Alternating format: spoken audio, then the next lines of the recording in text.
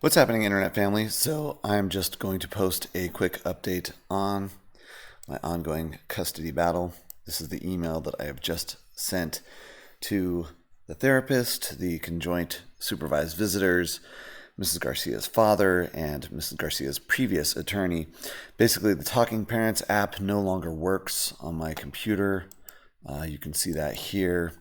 I cannot scroll up or down, so I can't see the most recent messages.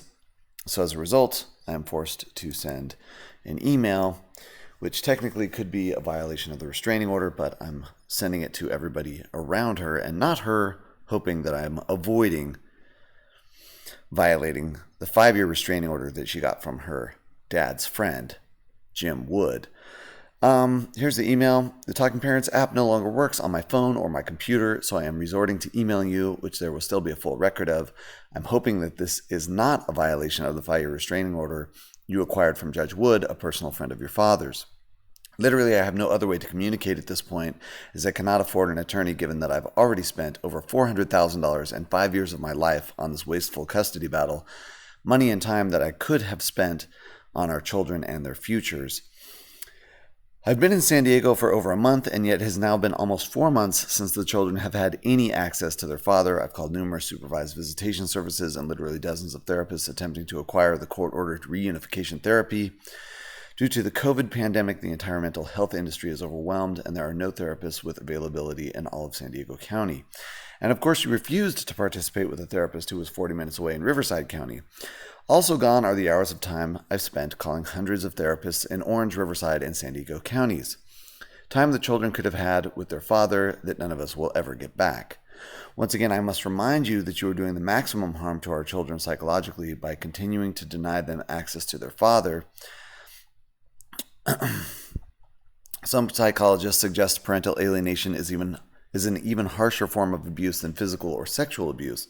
Once again, I'm begging you to consider the best interests of the children before we are forced into yet more time-consuming and expensive litigation in a fourth state. All I've ever wanted is to protect the children from this ongoing and horrendous abuse. Please advise.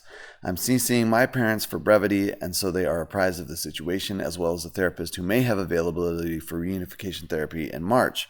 I'm also CCing Hannah's house, so they are aware of the situation. If there's a way you would prefer to communicate that actually works, Talking Parents no longer works on Android or Linux for me, the only operating systems I use, let me know. Thank you for considering stopping this child abuse. P.S. I intend to relocate back to Hawaii in order to continue PACT visitation, since that is the only court-ordered visitation you have complied with in the last 3 years. Please let me know if you will continue to honor that visitation or if I will be relocating for a 5th time in vain.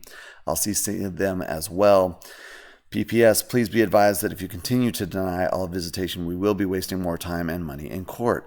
I do not intend on giving up hope for the well-being of Everett and Grace. They are and always will be my absolute top priority in this life. PPPS, I'm CCing your dad as well, given the mental health issues you suffer under. Perhaps he can better advise us on a path forward in the best interest of his grandchildren. PPPS, if you have an attorney here in San Diego you would prefer I email, please let me know. So that is the email that I am sending to Mrs. Garcia regarding the ongoing abuse of our children, Everett and Grace. This is just an update for January 2022. If you have any ideas on how I can force my children's mother to allow them to see anybody on their entire paternal side of the family, grandparents, aunts, uncles, cousins, and of course their actual dad, I would love to hear about it. I've been fighting in court now for 5 years in 4 different states.